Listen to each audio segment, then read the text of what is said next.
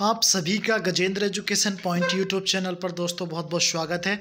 तो दोस्तों ये सीरीज़ नंबर 2 है, सिलेक्शन वाली क्लास। दोस्तों सिलेक्शन वाली क्लास की सीरीज़ नंबर 2 है, यानी कि पार्ट 2 है। इससे पहले दोस्तों अभी तक आपने अगर नहीं देखा है तो डेली 8 बजे अब ये हमारी क्लास चल रही है। दोस्तों मैं ये जो सीरीज चल रही है हमारी इसमें सारे क्वेश्चन आपको सेलेक्टिव और सिलेक्शन वाले प्रश्न दोस्तों करवाने की पूरी कोशिश कर रहा हूँ। और मैं वही प्रश्न आप सभी के सामने स्टैटिक्स जीके के लेकर आ रहा हूँ दोस्तों, जो जिससे संबंधित आपका यूपी ट्रिपल एससी जेई का जो आपका एग्ज़ाम होगा दोस्तों 400 नंबर का, जिससे कि इसी में से दोस्तों आपके प्रश्न फंस जाए। तो चलिए दोस्तों, इसमें आपको हिस्ट्री के क्वेश्चन भी मिलेंगे, हिंदी के क्वेश्चन भी मिलेंगे, ठीक है, आपको जीके के क्वेश्चन भी मिलेंगे, करंट अफेयर के क्वेश्चन भी मिलेंगे। तो कालीबंगा जो है आप सभी जानते हैं कि ये सिंधु घाटी जो सभ्यता है उससे रिलेटेड स्थल हैं, और इनसे दोस्तों एक प्रश्न जरूर आपकी परीक्षाओं में पूछा जाता है। तो कालीबंगा जो जगह है दोस्तों, ये कहाँ पर है तो आप सभी जानते हैं ये राजस्थान में। कहाँ पर है दोस्तों? राजस्थान में। और यहाँ से आपको क्या मिला था तो जुते हुए खेत मिले थे। कहाँ क्या मिले थे दोस्तों? जुते हुए खेत मिले थे। अच्छा, धोलावीरा कहाँ पर दोस्तों? तो ये है गुजरात में। कहाँ पर दोस्तों? गुजरात में। और यहाँ पर क्या मिला था तो कोटड़ा टिब्बा। क्या मिला था? कोटड़ा टिब्बा। लोथल आप सभी जानते हैं कि लोथल कहाँ है? गुजरात में है। चंदूड़ो मनके का कारखाना यहाँ पर मिला था। सुद्धर कोटड़ा यहाँ पर क्या मिला था? घोड़े की अस्थियाँ मिली थी। और मोहनजोदड़ो का आप सभी जानते हैं कि मृतकों का टीला भी दोस्तों कहा जाता है। तो इनमें से एक न एक प्रश्न आपकी परीक्षाओं में पूछा जाता है। चलिए पॉलिटी से कुछ इंपॉर्टेंट प्रश्न हैं जो परीक्षाओं में पूछे जा सकते हैं। तो मौलिक कर्तव्य, तो 42वां संविधान संशोधन कब हुआ था? तो 1976 में। दोस्तों अगर ऑप्शन में आपको 1976 मिले, 1978 मिले, ठीक है, 1979 मिले, 1980 मिले, तो आपको कैसे याद करना है? ट्रिक इसकी ये है कि कभी भी आपको 42वां संविधान संशोधन पूछे कि कब हुआ था, तो 4 और 2 कितने होते हैं दोस्तों? 6 होते हैं। 4 और 2 कितने होते हैं? 6, यानी कि 42वां, यानी कि उसका लास्ट में कितना होना चाहिए? 6 होना चाहिए। तो 42वां जो संविधान संशोधन है वो कब हुआ था दोस्तों? 1976 में हुआ था। और जो मौलिक कर्तव्य आप सभी जानते हैं कि अनुच्छेद 51 का कै और भाग 4 का कै, और किसके द्वारा दोस्तों, कौन सी समिति थी ये जिसके द्वारा मौलिक कर्तव्य बताए गए थे? तो आप सभी जानते हैं ये है सरदार स्वर्ण सिंह समिति। कौन सी दोस्तों? सरदार स्वर्ण सिंह समिति। उसके बाद 86वां संविधान संशोधन कब हुआ था? जिसमें मौलिक संशोधन 2002, जिसमें 11वां मौलिक कर्तव्य जोड़ा गया था, ठीक है। तो 11वां जो मौलिक कर्तव्य है वो कब जोड़ा गया था? तो 86वां संविधान संशोधन सन 2000 में दोस्तों ये जोड़ा गया था। अच्छा, बात कर लेते हैं जो कांग्रेस के प्रमुख अधिवेशन है दोस्तों, ये आपकी परीक्षाओं में बहुत पूछे जाते हैं, ठीक है। और ये पूछा जाता है कि कौन से सन में किसने दोस्तों इसकी अध्यक्षता करी थी। तो चलिए उसके बारे में थोड़ा बात कर लेते हैं हम यहाँ पर। तो सबसे पहले कांग्रेस के जो अधिवेशन है उसके बारे में जान लेते हैं। तो कांग्रेस की जो स्थापना हुई थी 1885 में हुई थी। और कहाँ पर हुई थी दोस्तों? ये भी पूछ लिया जाता है। तो मुंबई में हुई थी। कहाँ पर? मुंबई में हुई थी। और एक कॉलेज था दोस्तों, वहाँ पर इसकी स्थापना की गई थी। तो 1885 ए ओ ह्यूम के द्वारा, ठीक है, की गई थी। और ह्यूम किससे संबंधित थे दोस्तों? तो शिमला से संबंधित है। और उस समय जो वायसराय थे दोस्तों लॉर्ड डफरिन थे। अच्छा, इसकी याद करने की ट्रिक क्या है कि डफरिन थे या कौन थे? तो आप एक बात बताइए, अगर डफर नहीं होते अंग्रेज तो फिर कांग्रेस की स्थापना की जरूरत ही क्या पड़ती? अगर डफर नहीं होते तो कांग्रेस की स्थापना की जरूरत ही क्या होती? तो इसलिए ध्यान रखिएगा कि लॉर्ड डफरिन के समय में। अच्छा, पहला जो अधिवेशन है वो कहाँ पर हुआ था? तो 1885 में हुआ था, मुंबई में। और इसके अध्यक्ष कौन थे दोस्तों?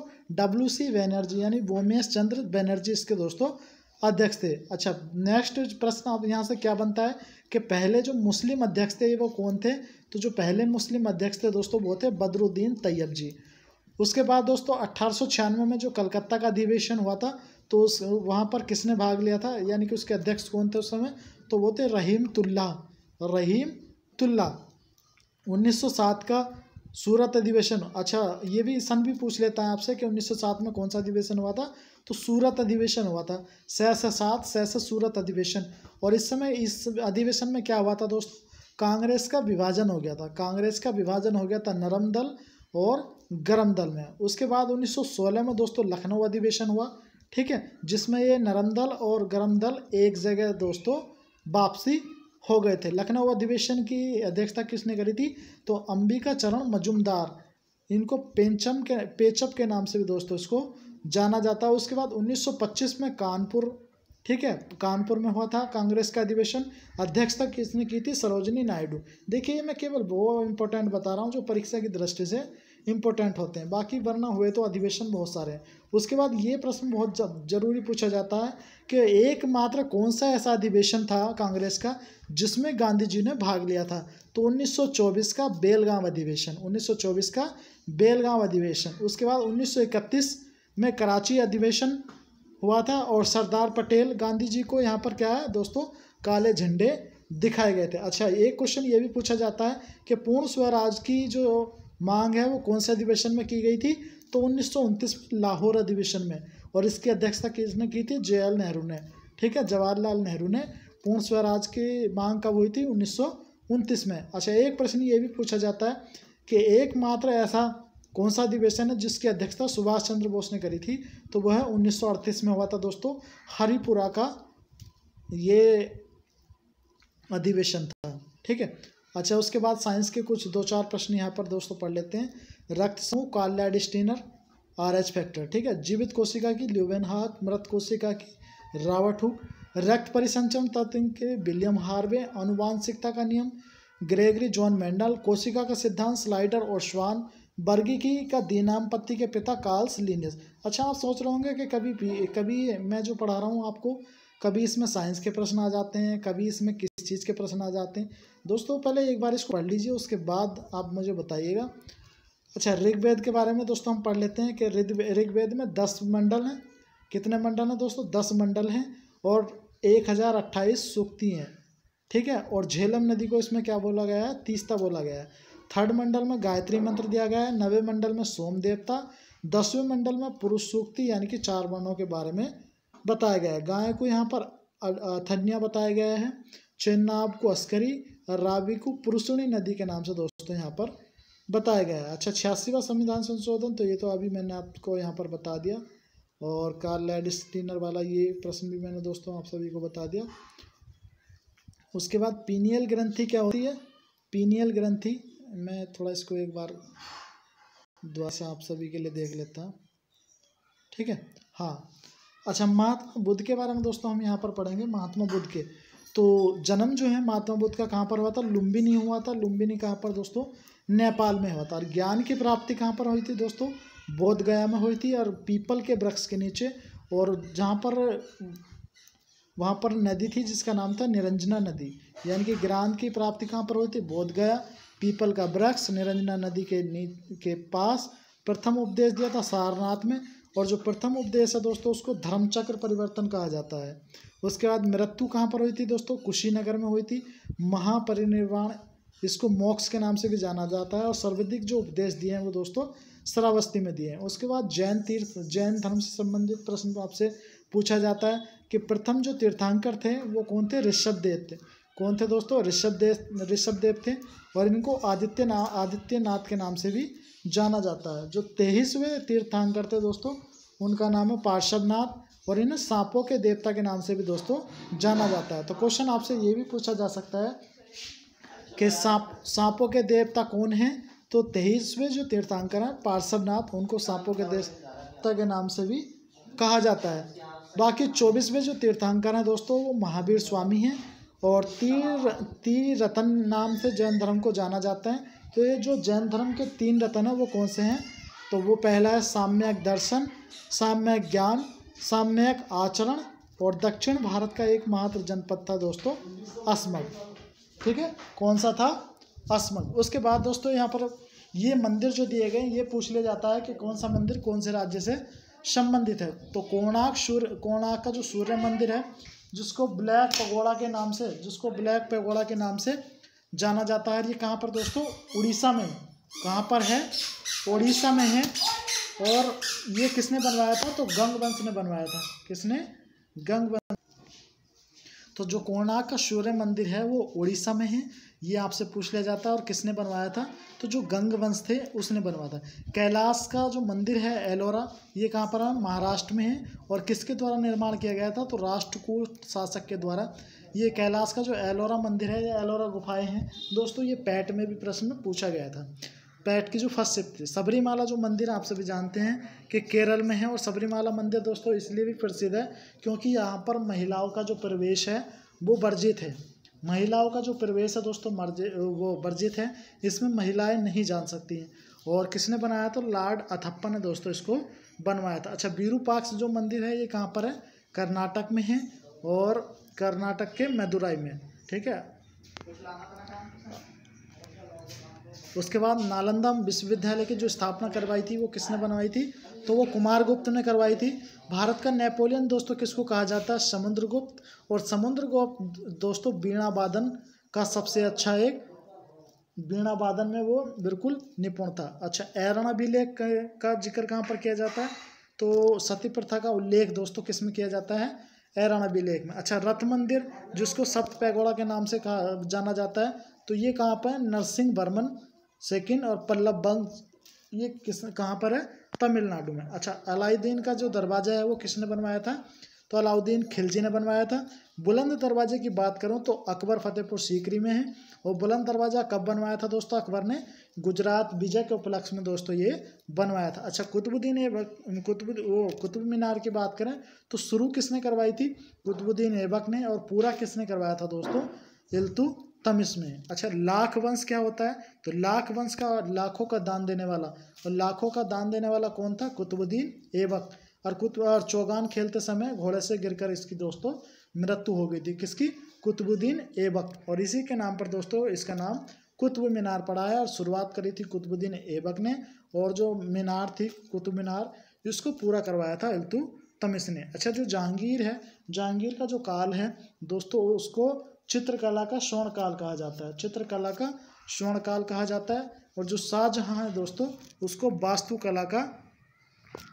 वास्तुकला का काल कहा जाता है, क्योंकि उसने बहुत सारे वस्तुएं बना, मतलब बहुत सारे ऐसे जो जगह हैं, ठीक है, वस्तुएं वाली जो चीज़ें हैं वो बनाई थे। अच्छा, G7 की बात करें, ठीक है, तो G7 में कितने सदस्य हैं, तो दोस्तों इसको याद करने की ट्रिक है, GF को जूस पिलाओ, GF को जूस पिलाओ। GF का मतलब होता है जर्मनी, F का मतलब होता है फ्रांस, और J का मतलब होता है जापान, U का मतलब होता है USA, I का मतलब होता है इटली, C से चाइना, और E से इंग्लैंड, ठीक है। अच्छा, 47वां जो शिखर सम्मेलन 2021 में, ये कहाँ पर होगा दोस्तों, UK में होगा। कहाँ पर, UK में होगा। और थीम थी दोस्तों इसकी build back better, build back better. Next question दोस्तों, यहाँ पर हम चलते हैं। कुछ आसियान देश हैं दोस्तों, इनकी राजधानी से रिलेटेड भी प्रश्न आपसे पूछे जा सकते हैं। तो म्यांमार की जो राजधानी है न्यायपीता, इंडोनेशिया की राजधानी है जकार्ता, थाईलैंड की राजधानी है बैंकॉक, मलेशिया की राजधानी है कुआलालंपुर, सिंगापुर की राजधानी है सिंगापुर सिटी, वियतनाम की राजधानी है हनोई, और कंबोडिया की ये दोस्तों नीम पेन है। लाओस की राजधानी है वियतनाम, फिलीपींस की राजधानी है मनीला, और ब्रुनेई की राजधानी है बंदर शेरी। अच्छा, सार्क देश की बात करें, सार्क से रिलेटेड प्रश्न भी पूछे जाते हैं। तो सार्क क्या है, दक्षिण एशियाई क्षेत्रीय सहयोग संगठन है। स्थापना 1985 में हुई थी।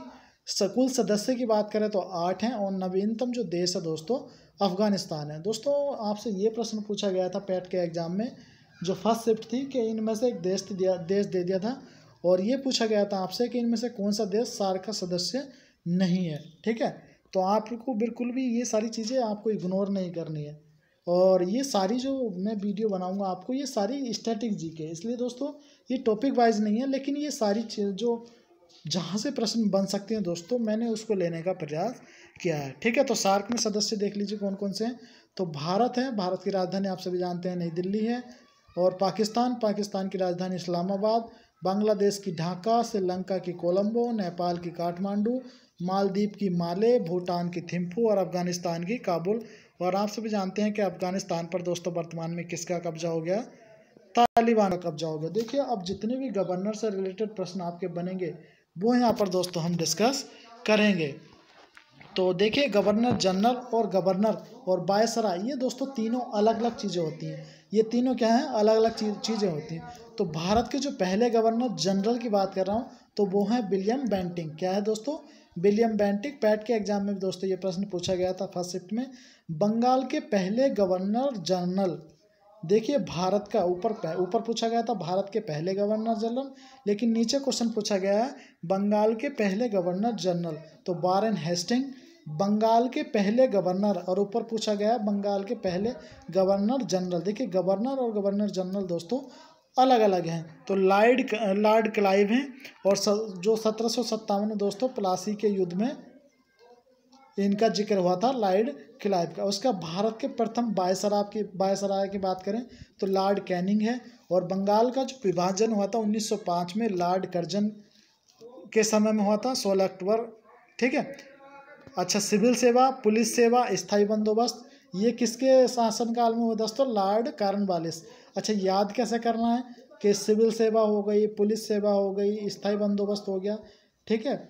रेगुलेटिंग एक्ट 1773 हो गया दोस्तों, ये सारी चीज़ें कानूनी वाली हैं। तो कॉर्नवालिस का मतलब हो, कॉर्नवालिस आप याद करेंगे कानूनी वाली जो चीज़ें हैं, जैसे सिविल सेवा, पुलिस, स्थायी बंदोबस्त, ये सारी रेगुलेटिंग एक्ट के तहत ही दोस्तों सबसे पहला जो आपका हाई कोर्ट है वो बनाया गया था कोलकाता का, चेन्नई का और मुंबई का। तो लॉर्ड कॉर्नवालिस दोस्तों। अच्छा, सहायक संधि किस किस के बीच में हुई थी, तो लॉर्ड वेलेजली के। और सती प्रथा का जो अंत हुआ था वो किसके शासनकाल में हुआ था, 1829 में लॉर्ड विलियम बेंटिक, उस समय दोस्तों गवर्नर जनरल थे। लॉर्ड कैनिंग जो है दोस्तों वो अंतिम गवर्नर जनरल थे तथा प्रथम वायसराय। लॉर्ड कैनिंग क्या है, अंतिम गवर्नर जनरल थे और तथा प्रथम वायसराय थे। 1857 की क्रांति दोस्तों इन्हीं के समय में हुई थी, किसके, लॉर्ड कैनिंग के। अच्छा, पहली जो जनगणना हुई थी वो हुई थी दोस्तों 1872 में लॉर्ड मेयो के शासनकाल में। और जो 10 के आधार पर नियमित जनगणना है दोस्तों वो 1881 में हुई थी। वो किसके द्वारा, लॉर्ड रिपन के शासनकाल में। समाचार पत्रों का मुक्तिदाता किसको कहा जाता, मेटकाफ को कहा जाता। व्यापक सिद्धांत या हड़प नीति वो किसके द्वारा जारी करी गई थी दोस्तों, लॉर्ड डलहौजी। और आप सभी जानते हैं कि डलहौजी के शासनकाल में ही प्रथम रेल 1853 में मुंबई से ठाणे के बीच, ठीक है, डलहौजी में। प्रथम डाक टिकट 1854 में। और शिक्षक का जो मैग्ना कार्टा है उसे वुड डिस्पैच के नाम से दोस्तों 1854 को कहा जाता है। लॉर्ड लिटन की बात करेंगे तो दोस्तों पहला अकाल स्ट्रेचिक आयोग, बर्नाकुल प्रेस एक्ट। लॉर्ड रिपन की बात करें तो स्थानीय स्वशासन का, लॉर्ड रिपन को क्या कहा जाता है दोस्तों, स्थानीय स्वशासन का जनक कहा जाता है। और जो 10 की जनगणना दोस्तों शुरू करी गई थी 1881 में। और इल्बर्ट बिल विवाद दोस्तों इनके समय में हुआ था। बात करते हैं लॉर्ड चैम्सफोर्ड, रॉलेट एक्ट 1919 का काला कानून, जलियांवाला का हत्याकांड 13 अप्रैल 1919 और असहयोग आंदोलन दोस्तों लॉर्ड चैम्सफोर्ड के समय शासनकाल में हुआ था। लॉर्ड इरविन क्या है दोस्तों, इनके समय में क्या फेमस है, मतलब किस लिए क्या क्या हुए थे, तो साइमन कमीशन का गठन 1927 भारत आया था 1928 में। नेहरू रिपोर्ट 28 अगस्त 1928, गांधी इरविन समझौता 5 मार्च 1931 और गोलमेज सम्मेलन 1930 1931 1932। ठीक है। अच्छा, लिथन लिगो, ये इनके समय में दोस्तों भारत छोड़ो आंदोलन 1942 में चला था। और स्वदेशी आंदोलन 7 अगस्त 1905 को टाउन हॉल दोस्तों कोलकाता में किया गया था। अच्छा, स्थायी बंदोबस्त से रिलेटेड लॉर्ड कॉर्नवालिस, अभी मैंने बताया था। महलवाड़ी सर्वप्रथम अवधारणा होल्ड मैकेंजी ने दिया था। रैयतवाड़ी रीड तथा थॉमस मुंडो ने। और स्थानीय स्वशासन लॉर्ड रिपन ने। अच्छा, कुछ पुस्तकें दोस्तों ये आपसे पूछी जा सकती हैं, तो discovery of India Pandit Nehru, Gita रहस्य बाल गंगाधर तिलक, सत्यार्थ प्रकाश स्वामी दयानंद सरस्वती, गुलामगिरी दोस्तों महात्मा ज्योतिबा फूले, मराठा तथा केसरी पत्रिका बाल गंगाधर तिलक। अच्छा, कुछ युद्ध दोस्तों याद कर लेते हैं हम, ये युद्ध भी परीक्षा की दृष्टि से इम्पोर्टेंट हैं। तो तराइन का जो प्रथम युद्ध है दोस्तों वो 1191 में हुआ था, पृथ्वीराज और मोहम्मद गोरी के बीच में। तराइन का जो प्रथम युद्ध 1191 में पृथ्वीराज और मोहम्मद गौरी के बीच में। तराइन का द्वितीय युद्ध हुआ था दोस्तों 1192 में पृथ्वीराज और मोहम्मद गौरी के बीच में। पानीपत का प्रथम युद्ध, पानी पिया, ठीक है, खाना खाया, इस प्रकार से और चल दिया। इस प्रकार से ट्रिक के माध्यम से भी आप याद कर सकते हैं कि पानीपत का जो प्रथम युद्ध है 1926 में बाबर और इब्राहिम लोदी के बीच हुआ था। पानीपत का द्वितीय युद्ध 1956 में हेमू और अकबर के बीच हुआ था। और पानीपत का तृतीय जो युद्ध हुआ था 1761 में अफगानिस्तान और मराठों के बीच दोस्तों हुआ था। प्लासी का जो युद्ध है 1757 सिराजुद्दौला और क्लाइव के द्वारा दोस्तों हुआ था। तो ये जो सारे मैं युद्ध यहाँ पर आप सभी को डिस्कस कर रहा हूँ, तो ये पुराने प्रश्न दोस्तों आपसे पूछे जा सकते हैं। बात करेंगे बक्सर का युद्ध, तो 1764 में दोस्तों बंगाल के मीर कासिम, अवध के नवाब सिराजुद्दौला तथा मुगल बादशाह शाह आलम द्वितीय, ठीक है, को संयुक्त सेना और अंग्रेज हेक्टर मुंडो के बीच दोस्तों बक्सर का युद्ध हुआ था।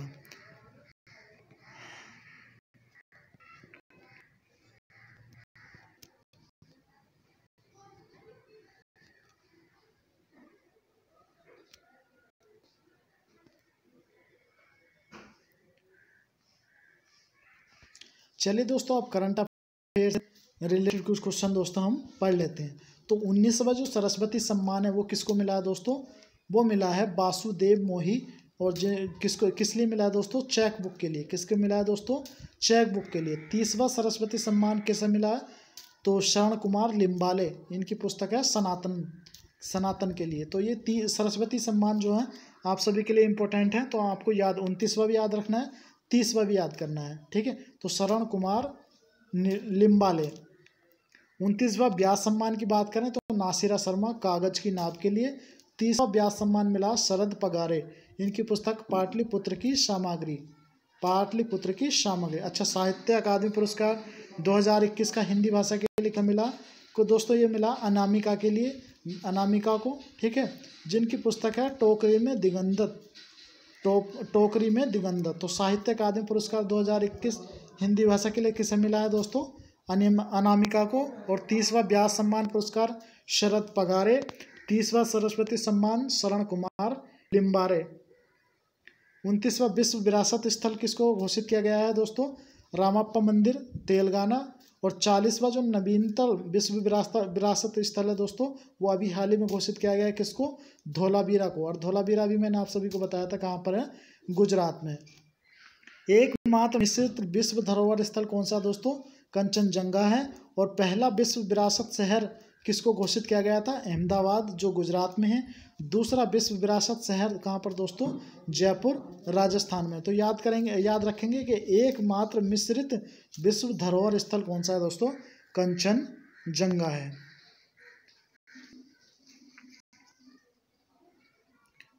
उसके बाद परमाणु संयंत्र की बात करेंगे तो तारापुर कहाँ पर दोस्तों? महाराष्ट्र में है। कुंडल